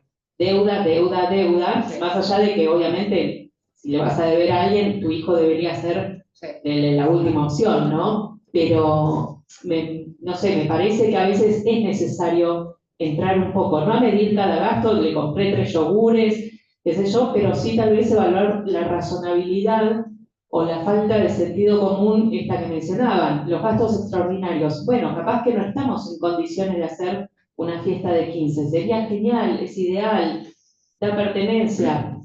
Yo lo que digo es, por eso, ¿sí? Si hablamos de una de 400.000 pesos, lo que digo es que no corresponde, jurisprudencialmente se ha dicho, y doctrinariamente una rendición de cuentas, son escasos en los que se ha dado. Ahora, lo de la fiesta de 15 coincido, hay veces que estando juntos o separados una familia, se limita no solo a la fiesta de 15, sino a gastos diarios porque no alcanza. Respecto de la cuota que vos dijiste, de 1 millón, que tengan que pagar una cuota de alimentos para sus hijos de 400.000, se endeuda. ¿Qué es lo que se viene planteando? Es que ese por ahí alimentante se tiene que endeudar. Entonces no puede, entonces no lo pago. Pero ¿quién se endeuda si no, formal o informalmente? La otra parte, que está abonando la cuota, que a lo mejor está con 800.000, digo para poner de igualdad, 400.000, y de esos 800.000, gasta 800.000 o 1 millón en los alimentos de los hijos. Entonces, eso es cierto, pero vuelvo a lo mismo. A lo mejor estando juntos también le pasaría que se tienen que endeudar. Y ahí lo que vemos es que siempre había una parte que era la que reclamaba alimentos, que era la que, insisto, tanto formal o informalmente, digo, formalmente, ya sabemos, o informalmente pidiéndole a las amigas, a la madre, a la familia. Claro, pero yo lo que voy es, ¿por qué damos por cierto siempre que que existe un endeudamiento del otro lado? Porque alguien lo quiero decir algo respecto a lo que traía María hace un ratito, que creo que los abogados podemos ser de la matrícula bastante más creativos de afuera, ¿no? De acompañar a las personas. Esto que decía del tiempo del cuidado, de valorar económicamente, y demás, todo lo que trae el código hace 10 años, ¿no? Pero que lo estamos transitando todavía. no, digamos, el valor monetario, siempre termina siendo el signo pesos, y el gasto existe, pero el valor peso, lo monetario, termina llevándose la cuota, el alimento en sí, el valor, el tema monetario. Y creo que los tiempos de cuidado en esto y el código lo respalda como vos para decir, bueno, está bien, no podés, digamos, contribuir o no podés pagar, fuera, lo están dando la colega, bueno, dedicarle tiempo, porque ese tiempo que uno le dedica, dinero que se ponga o no se ponga, pero que no se pone, también tiene un valor. Entonces, no le podés, digamos, no podés cubrir los gastos al 50% o lo que hayan convenido. Bueno, dedicarle tiempo. Claro, pero no estoy planteando las situaciones en las que haya una distribución inequitativa del tiempo. No, pero podemos que sea equitativa. Debería ser equitativa. Es la otra parte la que tiene que realizar erogaciones para poder mantener el nivel de vida del hijo, que la otra parte no está pudiendo. O sea, termina perdiendo la otra parte. Que tiene que hacer erogaciones, no importa si es mamá o si es papá, no importa lo genético. Pero digo, se endeuda la mamá por lo general porque tiene que realizar esa erogación, poner para mantener el nivel de vida del niño, que el papá, en este caso, no puede. Yo trataba de contestarle a ella, está bien, respecto a la rendición de cuentas, que por eso lo trajo, en un monto así, no corresponde la rendición de cuentas. Por más que alegue, tengo que alquilar y me tengo que endeudar. Ahí volvemos a lo que decías vos recién, habría que achicar gastos. Claro, a eso voy, pero lo que voy es que si no nos metemos a evaluar por encima cuáles son esos gastos, no podemos plantear un achique de gastos, a eso voy. Pero eso siempre se hace en el marco de una... no, yo porque dijeron como que no se metían en el tema de gastos, por eso yo rendición de cuentas no. No, la rendición de cuentas a nivel procesal es otra cuestión, es una exigencia que yo puedo pedir en el marco de un proceso que como yo hice una erogación, me rindan cuenta. En el marco de los alimentos no hay. Ahora, cuando vamos a fijar una cuota, en general todos los letrados y letradas dicen, yo voy a pedir 1 millón en función de qué pago, 300.000 de colegio, 300.000 de alimentos, digo cualquier cosa.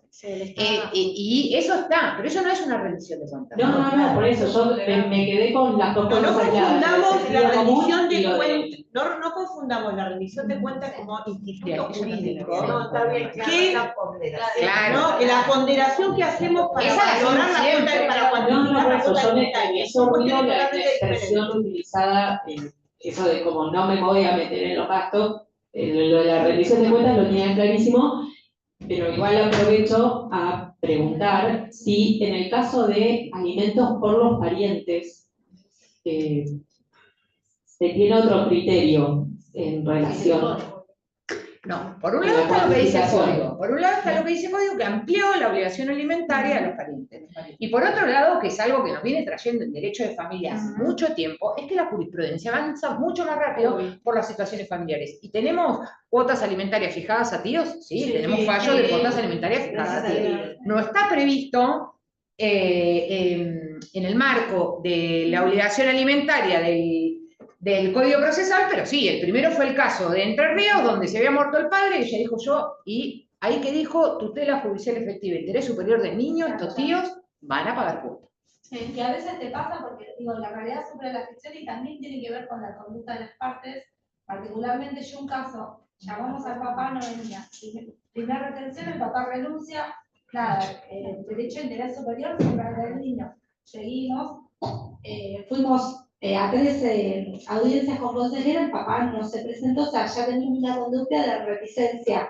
La mamá me dice, no puedo, laburo todo el día, no tengo con qué. Vamos por la abuela. La abuela también es una persona, yo lo entiendo, vulnerable, también entra en la tercera, pero bueno, a ver, acá no nos quedó otra, el juzgado yo pido subsidiariedad, nos autoriza, vamos por la abuela en un 10% que lo consideró así su señoría. Ahora estamos esperando a la abuela, ya mandamos el embargo. Ahora, son 33.000 pesos, evidentemente a la mamá no le va a alcanzar. La mamá me dice, yo quiero continuar mi acción con el obligado principal, que entendemos que es el papá, que está reticente, no le va a alcanzar, y bueno, también pediremos poder ir también por otro familiar para poder, digamos, proteger ese interés superior. En el caso de Entre Ríos, directamente la petición, habiendo abuela, va a los tíos. ¿Por qué? Porque dice, pues esta abuela es vive una situación de vulnerabilidad. Y se fijó, y los provisorios lo apelaron. Y así lo entiendo, porque es una abuela con una mínima, pero realmente hemos agotado toda la instancia como perseguir al progenitor. Entonces, bueno, no nos quedó otro remedio. Todavía lo pedimos, nos habilita, sí, vaya por la vía. Enseguida retuvo, pero que es un 10% del valor mínimo, que son 33.000 pesos. O sea, una leche a 1.300 es como imposible sustentar. Así que bueno, tenemos la posibilidad de ir por otra. Igual siempre somos como muy bondadosos, porque somos reticentes. En realidad es un incumplidor. Y también hay violencia económica en ese incumplidor. Lo digo porque a veces lo nombramos livianamente. Además, yo digo, incumplidor no solo económico, sino de lo moral y lo afectivo, ¿no? Porque yo digo, distintos serían los parámetros cuando tenemos con el proyecto. Que vos decís, bueno, le falta cumplir por acá, pero va a buscarla todos los días al colegio, hace los deberes, va a la plaza. O sea, es un reticente de todos los ámbitos, digamos. Le pasamos a la doctora que es de Saraillo y vamos por ahí concluyendo porque las colegas se tienen que retirar, también nosotros, así que si tienen alguna más, es de momento. Le agradecemos a la doctora que está haciendo también la secretaria de la funcionaria que viene. No, yo también quería aclarar el tema de la rendición de cuentas, que no es lo mismo una rendición de cuentas que un cambio en las circunstancias prácticas. Entonces, si hay un cambio en las circunstancias prácticas, porque o se quedó sin trabajo, o la inflación se fue para las dos partes, para cualquier lado, o por una herencia, o lo que haya pasado, no es lo mismo, no es una rendición de cuentas, sino que es un cambio de las circunstancias, amerita un incidente, o amerita un acuerdo. Ese cambio que es en relación a una pareja que estaba unida y que los propios involucrados no terminan de aceptar, que las personas lo señalaban los sentidos común, no terminan de aceptar que económicamente va a cambiar. Sí, cuando la circunstancia de la separación va a cambiar. Después se puedan acomodar o lo que fuera es otra cosa. Pero ahí lo que digo es que por eso, digo, esto lo vamos a seguir charlando y siempre estamos en contacto. Pero ahí digo, la gente, porque deposita todo en la justicia, porque si ese señor se pone a alquilar por 500.000 cobrando 1.000.000, lo va a aceptar el día que no pueda pagar el alquiler y lo vayan a ejecutar. En eso nosotras tenemos mucha dedicación, todo lo que decimos, pero magia, ni ustedes como abogados pueden hacer. Si no te alcanza, busca otra cosa, que es lo que nos pasa en la vida diaria, a cualquiera de nosotros. Lo mismo, por eso no tenemos tasado, porque si nosotros tuviésemos que tasar en función del interés superior del niño, todos los niños tendrían que ir al mejor colegio que exista, tener la mejor, no lo podemos hacer. Y eso es lo que nosotros trabajamos todos los días en el marco de la etapa previa, porque cuando vienen los letrados o las letradas con las partes, con esos planteos, el sentido común es lo que prima. Entonces lo que está diciendo la doctora es lo que le decimos a las partes y le decimos a los letrados y a las letradas, y creo que cae de maduro. El que no quiere entender no lo puede entender, ni lo va a entender afuera ni adentro. Entonces, yo creo que hoy por hoy estoy enfrentando una dificultad por cómo es la situación. ¿En qué sentido? Hay un límite que las defensorías oficiales no toman. Esto que vos decías, porque no puedes alquilar por 500.000. Está bastante difícil alquilar, por mucho menos, por lo menos acá en La Plata, ¿no? Si a eso le sumamos los honorarios del abogado, los honorarios de la otra parte, porque el alimentante tiene ese costo, creo que hay situaciones en las que no dan los números y es muy difícil, sin entrar a medir un poco. Bueno, eso es lo que yo digo, sí, eso es una realidad, estén juntos o separados, que la gente se endeuda en esos casos, sí. O cuando a veces pone, digo, la otra parte que creó una nueva familia, que tiene más hijos, yo digo, bueno, a ver, todos tienen uno, vos tuviste un hijo, tuviste dos, tuviste tres, bueno, yo digo, sonará brusco lo que digo, pero tendrás que laburar todo el mercado. Eso es parte de la responsabilidad parental, por más brusco que suena, digo. Sí, con la doctora lo hemos trabajado en un montón. El doctor ahí atrás quiere hacer una pregunta. Sí, una cortita, muy concreta, porque resulta que tengo, el lunes yo estoy con el consultorio, represento a una madre que está desempleada y el lunes tengo la primera audiencia. Y lo más probable es que el progenitor no vaya porque no se lo pudo notificar y el juzgado en la segunda notificación que hago todavía no lo pudo, dijo que lo tiene que liberar. Pero bueno, yo pedí por WhatsApp por dudas. Mi pregunta es la siguiente: suponiendo que la persona, el padre no vaya, La madre está desempleada, hace trabajos eventualmente, tiene 3 hijos pequeños y hace eventualmente trabajos como digamos, de cuidar niños y casas. Ella me admitió a mí acá en el consultorio que, si bien digamos, está desempleada, recibe mercadería de la escuela a ayudar a los hijos y de una institución gubernamental que no sé si es la municipalidad o la provincia. Yo eso en la demanda, mejor dicho, cuando pedí la audiencia y inicié la causa, no lo puse, pero me dijeron no lo hagas. Entonces mi pregunta es, si en la audiencia eso hay que decírselo a la consejera o mejor no decir nada de eso. Sí. Igual ahí quiero aclarar una cuestión, porque lo fundamental me parece, ¿tiene fijados alimentos provisorios? Ay, no, porque recién... Recién, antes de arrancar, tiene que pedir alimentos provisorios. Para que ya lo fije el juez. Lo digo me perjudica. No, a ver, no perjudica. Y en esto también, esto es lo que digo, ¿a qué lugares llegamos a veces de pensar, no? No, y si ella cobrara la asignación universal, todo, no es como ni óbice ni nada para que él tiene igual que pagar una cuota alimentaria. Bien. Sí, vamos terminando.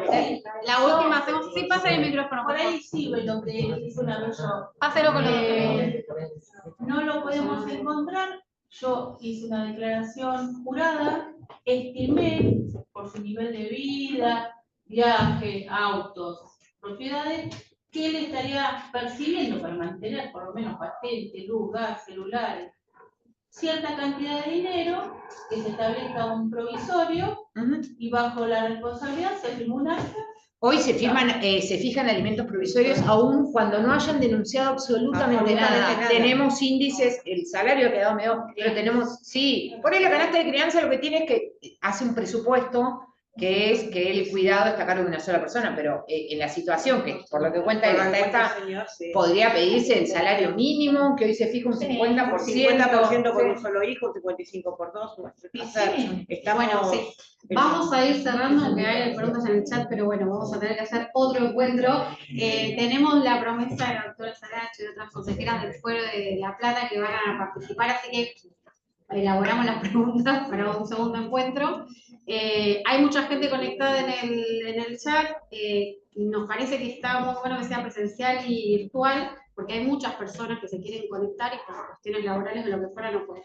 Agradecerle a la doctora Barcos por ser coequiper y a las dos colegas que un día antes de un feriado, que vienen trabajando un montón, que tuvieron audiencias, dejaron sus tareas terminadas, pero vinieron acá y es un esfuerzo grandísimo.